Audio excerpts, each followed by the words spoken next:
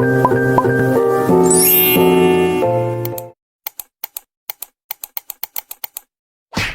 semua, perkenalkan nama saya Mianti Elizabeth Lingga, NIM saya 210820002. Saya dari jurusan Teknik Informatika, Fakultas Teknologi Industri, Institut Sains dan Teknologi TD Pardede Medan. Video kali ini saya akan menjelaskan sebuah materi dari mata kuliah metode penelitian dari dosen pengampu saya, yaitu Bapak Dr. Niko Sihombing MM.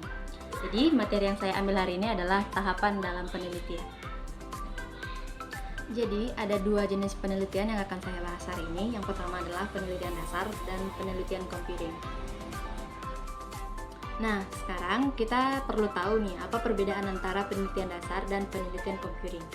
Penelitian dasar atau basic research adalah penyelidikan ilmiah yang dilakukan untuk memperoleh pemahaman yang lebih baik tentang fenomena atau subjek tertentu. Nah, tujuan utamanya adalah untuk memperluas batas pengetahuan dan pemahaman kita tentang dunia tanpa fokus langsung pada aplikasi praktis. Contoh penelitian dasar antara lain penelitian dalam bidang fisika, kimia, biologi, matematika, dan ilmu sosial. Nah, penelitian computing atau computing research adalah penyelidikan ilmiah yang difokuskan pada pengembangan teknologi komputer, sistem informasi, dan bidang-bidang terkait. Tujuan utamanya adalah menghasilkan inovasi, penemuan baru, dan solusi praktis yang dapat diimplementasikan dalam teknologi, perangkat lunak, atau sistem informasi. Nah, contoh penelitian computing apa aja, Kak? Yaitu penelitian dalam bidang kecerdasan buatan, pengelolaan bahasa alami, sistem operasi, jaringan komputer, keamanan cyber, dan pengembangan perangkat lunak. Nah, singkatnya perbedaannya begini. Perbedaan utamanya itu terletak pada tujuan dan fokus penelitian. Penelitian dasar itu bertujuan pada meningkatkan pemahaman ilmiah, sedangkan penelitian computing bertujuan untuk mengembangkan teknologi dan solusi praktis yang dapat diterapkan. Yang pertama adalah tahapan dalam penelitian dasar. Ada 4 tahapan. Yang pertama adalah identifikasi masalah, yang kedua perumusan hipotesis, yang ketiga pengujian hipotesis dan analisis, dan yang terakhir yang keempat adalah kesimpulan. Jenis penelitian yang kedua adalah penelitian computing. Tahapannya ada 5. Yang pertama adalah tentukan bidang dan topik penelitian. Yang kedua, tentukan masalah dalam penelitian. Yang ketiga, pahami metode apa yang ada untuk memecahkan masalah penelitian tersebut. Yang kelima, pilih metode dan lakukan perbaikan metode. Yang kelima adalah evaluasi perbaikan metode.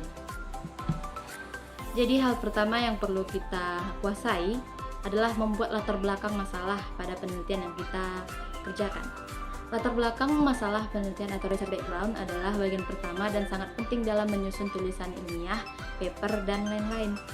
Latar belakang masalah penelitian menjelaskan secara lengkap topik atau subjek area penelitian, masalah penelitian yang kita pilih, dan mengapa melakukan penelitian pada topik dan masalah tersebut.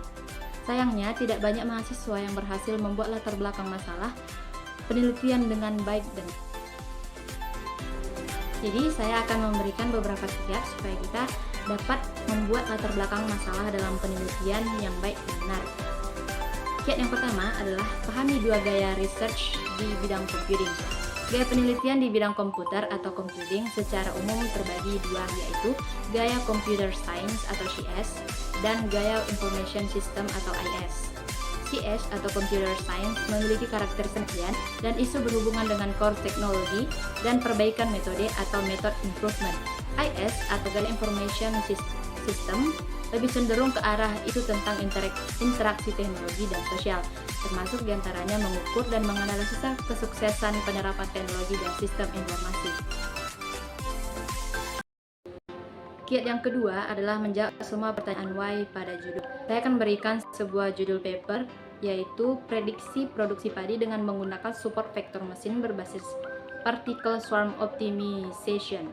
Maka latar belakang masalah harus bisa menjawab pertanyaan, yaitu yang pertama, mengapa padi? Yang kedua, mengapa prediksi produksi padi? Yang ketiga, mengapa support vektor mesin? Yang keempat, mengapa particle swarm optimization? Kiat yang ketiga adalah pola alur dan pokok pikiran paragraf. Kunci dari keberhasilan menyusun latar belakang masalah penelitian adalah seberapa komprehensif kita merangkum penelitian kita. Tulisan yang baik adalah bahwa dengan hanya membaca latar belakang masalah, orang langsung bisa memahami apa yang kita lakukan pada penelitian kita. Untuk bisa mencapai itu, pokok pikiran seluruh paragraf pada latar belakang masalah penelitian harus memuat dan mengikuti 6 pola alur berikut. Untuk mempermudah mengingat, saya ada singkatan yaitu OMKK Masa Soltu. Untuk kepanjangannya, yang pertama ada O yaitu objek penelitian, yang kedua M yaitu metode-metode yang ada, yang ketiga KK yaitu kelebihan dan kelemahan metode yang ada, yang keempat masa, kepanjangannya masalah pada metode yang dipilih, yang kelima Sol yaitu solusi perbaikan metode, dan terakhir ada Tu rangkuman tujuan penelitian. Kiat yang keempat adalah belajar menulis dengan ATM. Cara paling cepat dan manjur supaya kita mahir menulis paper ilmiah dan tesis adalah dengan melakukan ATM, yaitu amati, tiru, dan modifikasi. Yang pertama, banyak baca paper. Lihat bagaimana para peneliti menulis hasil penelitian. Yang kedua, tiru alurnya tetapi tidak nyontek kalimatnya. Yang ketiga adalah modifikasi pelan-pelan di tulisan yang akan kita buat.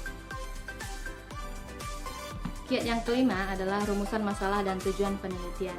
Setelah kita berhasil menyusun latar belakang masalah penelitian yang baik, maka masalah dan tujuan penelitian sudah pasti dapat kita rangkum dengan baik.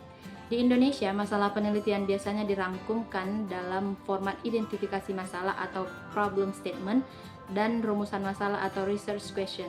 Dan hal tersebut kita kemudian menyusun tujuan penelitian. Baik, cukup sekian penjelasan saya tentang tahapan-tahapan dalam penelitian. Jika ada kesalahan dalam penyampaian saya selama dalam video, saya mohon maaf dan jangan lupa untuk like dan subscribe. Sampai jumpa.